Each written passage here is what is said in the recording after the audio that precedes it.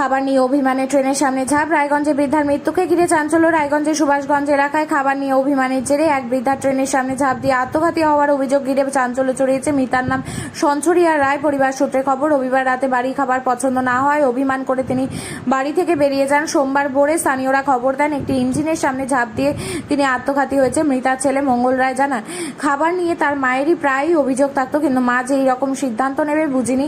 Raiganj rail police ঘটনা তদন্ত শুরু করেছে। দেহ ময়না তদন্তের জন্য সোমবার রায়গঞ্জ মেডিকেল কলেজ ও হাসপাতালে মর্গে পাঠানো হয়েছে।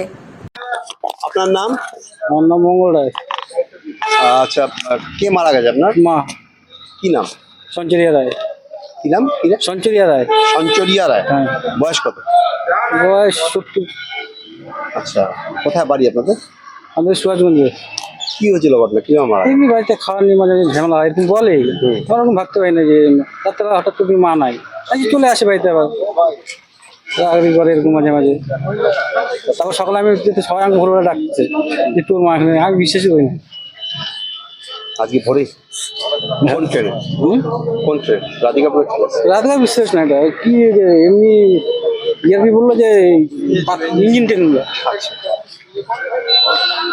মানে বাড়িতে একটু রাগারাগি অভিমান করে করেছে। মাঝে মাঝে করতে, কিন্তু এরকম করে আমরা যাই না। আজকে ভোরবেলা পাওয়া গেছে। হ্যাঁ, ভোরবেলা। কি নিয়ে অভিমান হয়েছিল? অভিমান হয়েছিল যে মাঝে মাঝে হয় যে খাওয়া নিয়ে ঝগড়া বাড়িতে, এইটুকু আর তফাৎই হবে, হট করে বেড়া যায়। আপনারা কয় ছেলে? আমি একাই। আপনি একাই? বাড়িতে আপনার কে কে আছে? বোন চারটি বিয়ে গেছে। মানে আপনার তাহলে বাড়িতে মায়ের সাথে আর কে কে থাকছেন? দিদি, বোন, আমরা। তাহলে কি রান্না হয়েছিল যে খাওয়া নিয়ে? এমনি যেগুলো রান্না মাঝে মাঝে এরকম হয়।